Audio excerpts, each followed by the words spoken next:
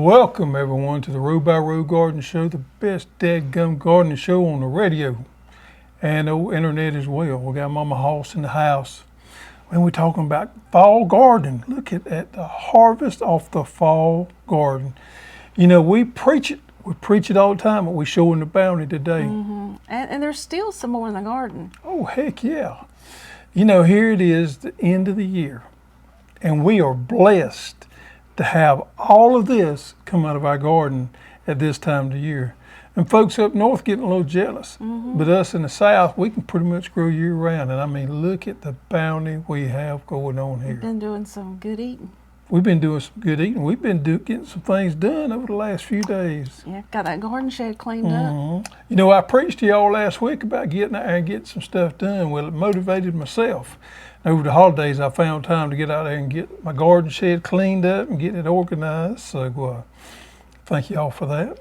I had a viewer ask how well you did on those coupons. I didn't do good on the coupons. I didn't get any coupons. I did. I laid it out there how y'all could do that. It was all talk. It was all talk. I didn't feel like it was important this year for me to do coupons because I bought her a nice Christmas gift. I bought her a vegetable dicer. Mm-hmm. And I thought that was sufficient. But come to find out, Christmas morning, she went asking about coupons. And I didn't have no coupons, therefore I was in trouble. Did you get coupons? I got coupons. Yes, Miss Hoss gave me a notebook full of coupons, and thankful for that. I got them hid away so I can use them as need be. Mm-hmm. Yep, coupons is good. Yep. When you get them. When you get them, that's right. She said, "Where's my coupons?" I said, I done messed up.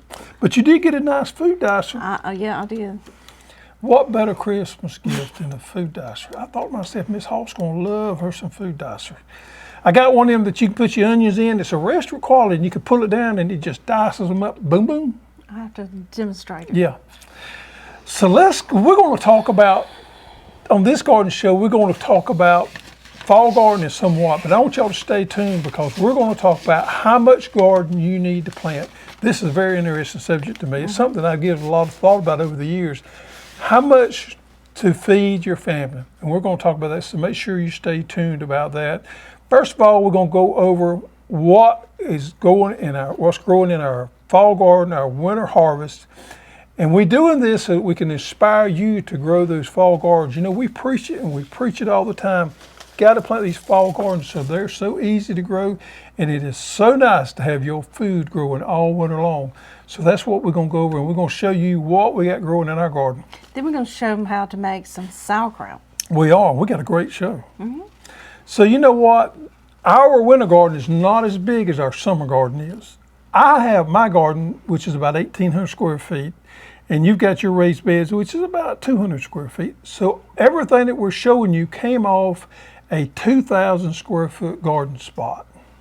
Now that's not a very big area. And not only have we ate out of it, but everybody here in the offices ate out of it, plus we have gave plenty away, plus there's still plenty up there. Mm-hmm. Chop and Bits have ate out of it. Chop and Bits have enjoyed it. Yeah, our hogs have enjoyed it. So, man, it's just amazing how much you can grow off a small area. Winter garden, fall garden is a little bit different. It's not as pressing as your summer garden is. Some of these things like this lacinato kale will hold, cabbages will hold for several weeks there. So you can gather at your convenience, not necessarily at the convenience of Mother Nature, which is like you have to do in the summer. Mm-hmm. Actually, this was gathered yesterday morning. Yep. And has been on this table. Yep. Are you ready? I am ready. Okay. First, Caribbean queen cabbage. Now this is a hybrid. Yep. It's got a massive flat head and it's easy to slice and process. 80 days to maturity. Great for sauerkraut, and this is actually what we're going to be using today to make our sauerkraut. Yep. This is a kind of a flatter head cabbage here. Man, Caribbean Queen. Isn't that a wonderful name? It's got to be a good one there. It's the first year I've grown that one, but it's impressive to me. I like it. I've normally grown Cheers in the past. I've grown Bobcat before, but I really like this Caribbean Queen. Okay. Next is your graffiti cauliflower. Now this is the purple. It performs well even in humid weather. 80 days to maturity. Has that stunning purple color. Yeah, now this is actually one of the smaller heads. Not that I'm bragging or anything, but a lot of our heads are bigger than this right here. But who would have thought you could have grown some of these vibrant colored cauliflowers? Now, if you got kids, this is one thing that they're going to love to go out there and harvest.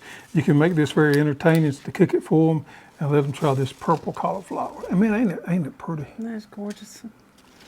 Okay, next we have the Flame Star cauliflower. It's kind of got an orange tint. It's very high tolerant to heat and stress. Yep, I would call that a kind of a deep yellow to me. I know the description on it says orange, but that's a good yellow color. And I'm gonna tell you, of all the heads I've grown in my garden, this one out there probably made the biggest head. It's like a big cream colored cauliflower. Okay. Next we have the Twister cauliflower. And hence the name Twister, the outer leaves twist to protect that head. And it's 75 days to maturity. It's a little bit longer than the Flame Star. Yep, your traditional white cauliflower here. Now, none of these others here did I tie up the heads on, but you can do that. But I hadn't had to do that this year, and they made wonderful, good heads. But this one right here does its own little twisting around. You actually see, if you go out there and look at the plants, you can see how those leaves twist around. It's kind of interesting. It's a good white cauliflower. So with those 3 different cauliflowers there, you can make quite a presentation with your cauliflower. Look at that, purple, nice yellow, and white. A bouquet A bouquet, yep. of cauliflower. Okay, next we're going to talk about lacinato kale. I preach it and preach it. Now, this here's my favorite. It's a Italian heirloom, long slender leaves, 65 days to maturity. And what's your favorite way to eat it? My favorite way to eat this is the soup that you cook. And what's the name of the soup? It's the Olive Garden Yeah, Toscani soup. I love it in that soup right there. Now, most people don't know this, but you take the stem out of it. I do. You take the stem out of it. And this is the gift that keeps on giving. So these things, you can crop these things, and man, they'll make and make and make. Look at that. Got the stem out of it. And then you got the goodie that you put in the soup. Carrots. Okay. Chantenay Royal Carrot. Now this is an heirloom, I'm all in your way, ain't I? open pollinated, 70 days to maturity, and they're great for the heavier or the clay soils. Yeah, somewhat. Now you grew these in raised beds, and these did really good in your high organic soils here. Kind of have a pointy tip to them there, so it takes a looser type soil for these right here. If I was going in a heavy type clay, I might use one of the blunt ones. That's a good standard orange carrot. Now the gold nugget is more of a blunt. It's more blunter. Blunt ends, strong, vigorous, great flavor, 75 days. Now I prefer that, and it keeps the color even when you cook it. Yep, it's a beautiful yellow color there. Now this is a blunter end, but we have some that are Even blunter. more, Blunter, is that a word, blunter than these? More blunt. This is a good carrot here. I would always recommend growing some of these. And then we got some of the purple ones, but let's don't even get into that. I can talk about carrots for a while. I don't really care for the purple ones. Oh, I do. They have all those hairy roots on them. Yeah, but they're pretty. Well, they're pretty, but I don't really care for them. Okay, next is the Touch Tone Gold Beet. Now, this is my favorite beet here. Doesn't quite have that earthy flavor that the rest of them have. And it also retains its color when it's cooked. And you know what? What about them beautiful leaves right there? Yes. You could eat those as well. See if And I it's 55 days to maturity. beets is easy to grow. We like them roasted Look or at just that. boiled. Ain't that pretty? Look at that. Now, one thing that I do not recommend doing, I don't eat beets fresh out of the garden. Why? I just don't like You them. don't like them? I like them cooked, but I don't like fresh beets. It's not bad, but it's not that good. Okay, next is the fantail spinach. Now this is extremely heat tolerant, resistant to downy mildew. Where are we at? Right here? Right here. Oh, yeah. 45 days to maturity. When you're talking about growing your greens fast, now you can grow this here pretty quick. And we like that just tossed in some olive oil.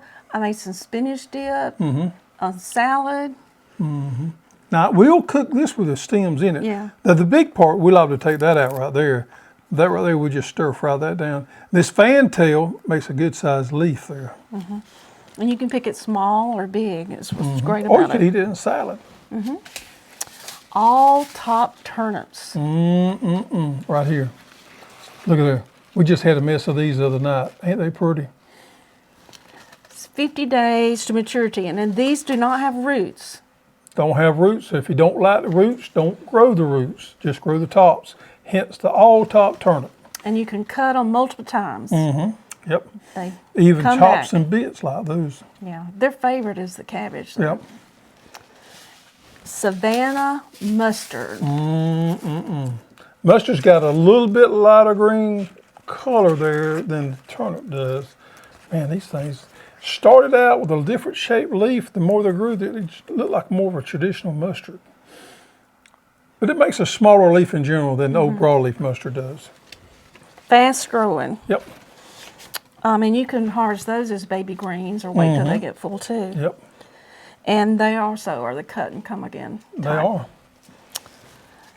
And then collards. Collards, gotta love the collards. Flash collards. Where is oh, here they are. Yep, Now Man, this they- is a hybrid. yep, Superior heat tolerance. yep. Slow to bolt. 55 days. Now we've been cropping these as well. We've been cropping these off. I gave some of my neighbors come by Christmas Eve wanting a mess of collards, and I gave Andy a big old mess of these here collards, and he liked them, and sent me a thank you note the next day they how did. good they were. These are grows. Really didn't. We got a half a row of these right here, and we've been able to share them and eat them ourselves. So it didn't take a lot of these. It's a good variety to grow during the spring and fall if it does turn off a little warm. And last, Quick Star kohlrabi. Rabbi. So we get down here. Yep. Now this is a fast growing hybrid. Maintains texture at a larger bulb size. Yep.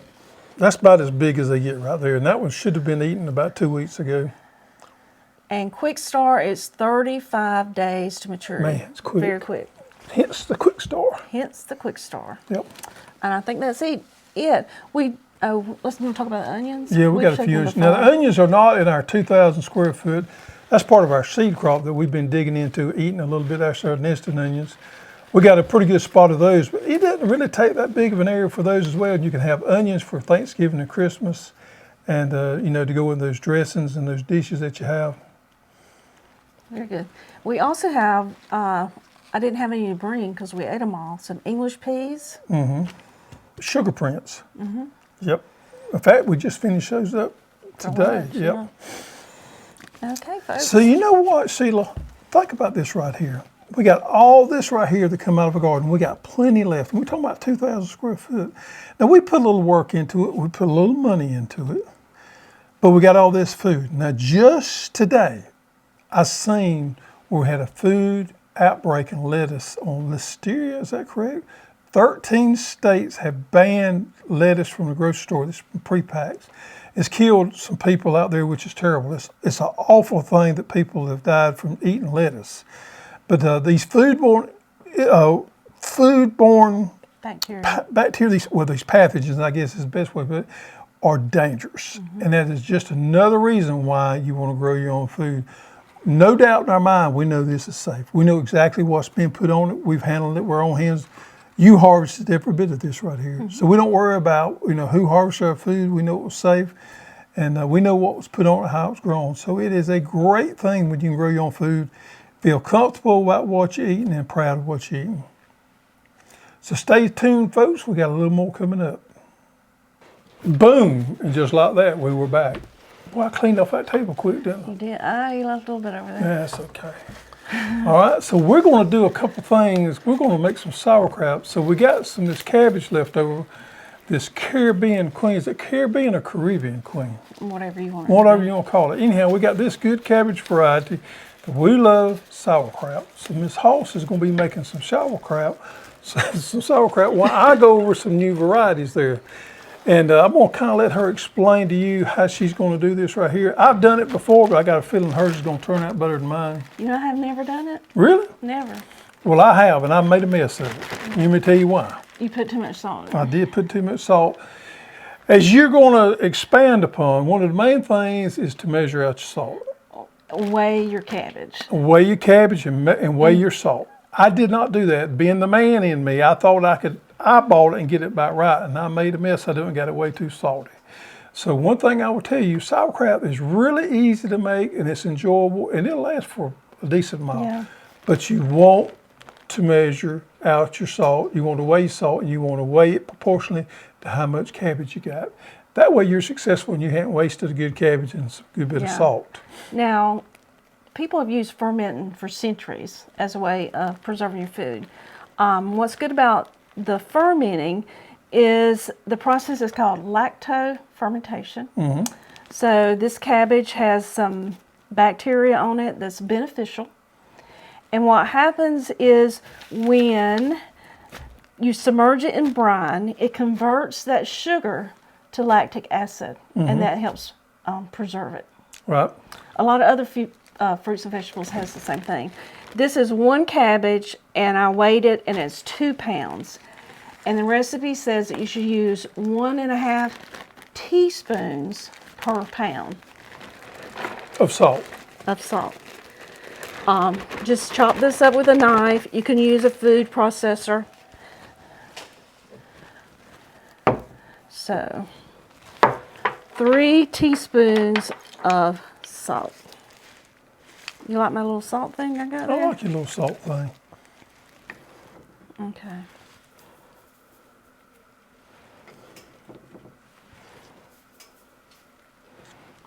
And this is really easy. You do not have to have a lot of expensive equipment.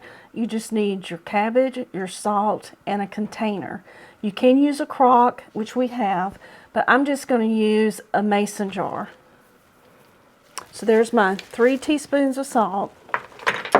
And it says, the recipe is actually from Pioneer Woman, and it says to massage the salt into this cabbage for about 5 minutes. So while you talk about our new seeds, I'm going to massage my cabbage. Now, why are you wearing the gloves? Because we handled all that. Well, I mean, it's got good bacteria, which breaks down the cabbage, but you But also... you don't want any bad bacteria to Right. get in there. Yep. All right, so folks, we got new seeds coming, and I want to share them with you. Now, it is the end of the year, and we have all 2022 seeds in the seed room. So if you order anything from here going out, you will get 2022 seeds. Glad to bring to you. We have got everything transitioned over here, so we're looking forward to 2022 with all these good seeds. And let's start out here with Binary Giant Purple Zinnia. This is another Binary Zinnia we carry. We carry a lot of them. This is purple one, just a straight purple one here. We've expanded upon our line of zinnias some this year, so there you go with that. The next one is, and this is one of our new generic seed packs, so it's not going to give you a good bit of picture there, but this is an Orange Delight hybrid pepper with, it's a sweet pepper. It's a big orange snacking pepper right here. Now we've made a conscious effort this year to bring on some varieties that are good for containers, and this is one of them. It's good snacking sweet pepper there. Next one is a determinate tomato. Well, if you know us, we love determinate tomatoes. Most of you seed companies out there say they only offer indeterminates, but we offer a good number of determinates. We offer indeterminates as well, but this right here is a Mountain Merit tomato, which is a good slicer here. Now, what's interesting about this variety is it is highly resistant to blight, particularly late blight, but it has some resistance to early blight as well, and nematodes. So if you're having some blight problems and nematodes, Mountain Merit may be the one for you. It's a good slicing variety, good pretty tomato. Next one is Lemon Delight. Lemon Delight is another snacking pepper. Did I say orange? Oh, yeah. The first one was Orange Delight. Now, this one's Lemon Delight, which is part of the same series, the same type pepper, snacking pepper, sweet pepper, but this is more of your lemon, your bright yellow color. Are those the ones we saw at that show I believe so. that they grew in containers? Mm-hmm. Good container variety right here. It'd be pretty for them to be together. Oh, it would. Next one is Ruby Delight. And Ruby Delight is the same thing. It's part of the same series here. 60, 65 days maturity here. Has a pretty glossy fruit to it here. Man, that's going to be a good one there. If you want to grow them in containers, you probably know this nice red one right here would be a good mix with that orange and yellow. So you can have orange, you can have one plant of each in a big root pouch. How about that? Mm-hmm. Yep. Let me get to my next page here. Fava bean. A lot of y'all been asking about a fava bean. Well, this is a Mediterranean bean I've never had before, but I've grown them this year. Now, it's a little bit late to maturity, 90 days maturity here, but it's a big bean, a big shelling bean. So we got fava beans here. Going to grow them. You're excited to have those. How about a chocolate habanero pepper? We all love habaneros, and this is a chocolate. Yep, nice dark What's brown the color. heat units on that? Oh, I don't know. I would I think say. that's on your paper there Oh, okay. at the bottom. It has a smoky flavor. Oh, too. yeah, 425 to Pretty hot. 577 Scoville heat units. 95 days maturity, so it is one of those longer maturing varieties here, and it is known for its kind of a hinty, smoky flavor. Yellow doll watermelon, the baby doll watermelon that we grew last year that we've done a couple of videos on. It's going to be hard to source this year. So we got its first cousin in here, which is yellow doll. It's very, very similar. In fact, I can't even tell them apart. Icebox. It's an icebox variety, just like I grew last year. Nice, bright yellow, seeded variety, but it has small seeds in it. So there you have it. There's 68 days maturity, one of your earliest maturity watermelons. So you people that's up north in those short seasons, this would be a good choice for you here, the yellow doll watermelon at 68 days maturity. Next one is tomatillo. Tomatillo. Tomatillo is what you make that green salsa out of. Tamale. Is that tomatillo? Okay. Question my pronunciation there, girl.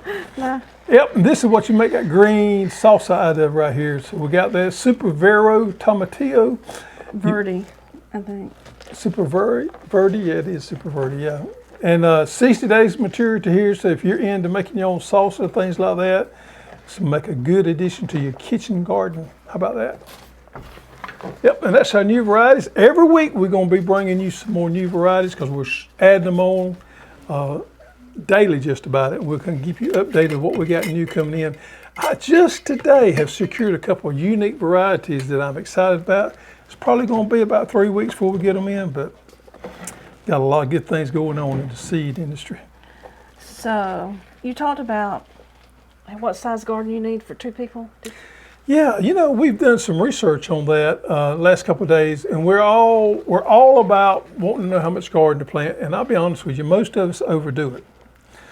But I've been looking, because it's always been fascinating to me, how much garden should a couple plant, or should a family of 4 plant, when you look at square footage wise, because some people are limited on what they have.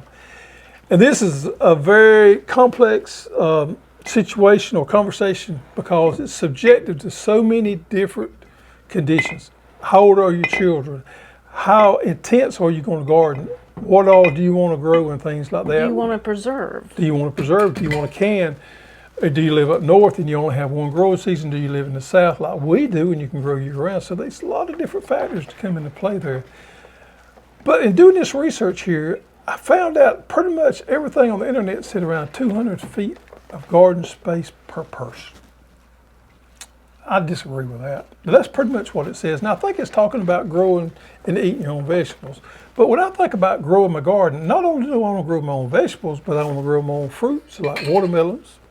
And I want to grow my own grain where I can grind up and we can have our own cornmeal and grits. And when you start doing that, then you start talking about having to have more area there because some of those field corns can take up a good bit of area You know, in growing vegetables, you might not need that much. But when you start growing your corns and your watermelons and things like that, it's going to take up more area. I actually run across a lady that has a blog. She's got a family of 6, and she's done some pretty intensive record keeping. And they tried to eat strictly out of their garden, with the exception of meat. She kept records there, and she said from her best records, it takes about 600 square foot per person per year. I thought that was kind of interesting too. I think it would probably take a little bit more than that if you was going to eat entirely out of the garden and grow your own grains. I'm thinking somewhere around 1,200 square foot per person. Now keep in mind, people, I'm talking about eating entirely out of your garden, staying out of the grocery store. The only thing you would supplement would be your meat, unless you was a vegetarian.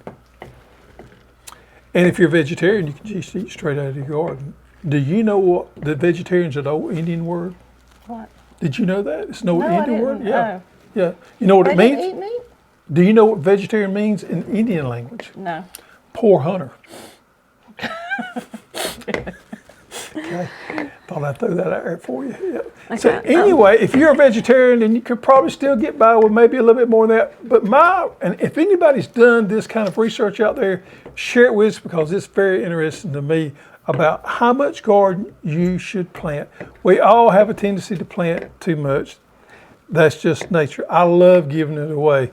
But really, how much do you need? I'm sticking with a 1,200 square foot per person. I've made a mess here. You made a mess here. So how's it going? It's going good. So that salt, you see that juice in there? After I massaged it carefully, it's brought the liquid out of that cabbage and has made its own brine. So then you want to top it off with a cabbage leaf. So just cut you a cabbage leaf the size of your jar here. Now, in hindsight, you could probably use the jar about half that size, I could have. but you didn't know. I didn't know. Now, what does the cabbage leaf do? It just helps keep that Seals? liquid down there. And I'm going to put some weights. You have, Yep. We actually carry some of these supplies right here. yeah. So these are your little pickle petals. And I'm going to put that in there because you want it to stay There's your weights submerged. there. And what's going to happen over a period of hours here is that fluid, that brine, is going to become more. Then it's going to go on top of your weights there. Yeah. You want to check it daily to make sure that nothing is floated up. Check it for if it develops any scum or mold. That's okay. Don't freak out. Just skim it off. If you were to lose some liquid, you can mix a 2% brine mixture and top it off. Now, you can just simply cover this with a cheesecloth, but you want to keep it covered to keep that bacteria out. We use these pickle pipes. Pickle pipes. It lets the air out. Lets the bad air Oxygen, out, yeah. but they don't let anything in. And then these rings. And these are the rings. Right. Mason Top brand, yep. So I'll set that on the kitchen counter, and it could be ready to eat in as early as 3 days, up to 10 days, and it's okay to start tasting it at 3 days. And it just depends on how you like your sauerkraut as to when you eat it. When it's finished, you put it in the refrigerator, and it'll keep for months. If you have a cellar, you can just put it in your cellar. We don't have cellars in the South. We don't have cellars here, but we do have people watching from up north that we have do. cellars. We do. It needs to stay at 55 degrees if it's in a cellar. And that's it. Good deal. All right, folks, so you got sauerkraut to And make. this was a pickle packer. We Pickle also kept- packer. Yeah.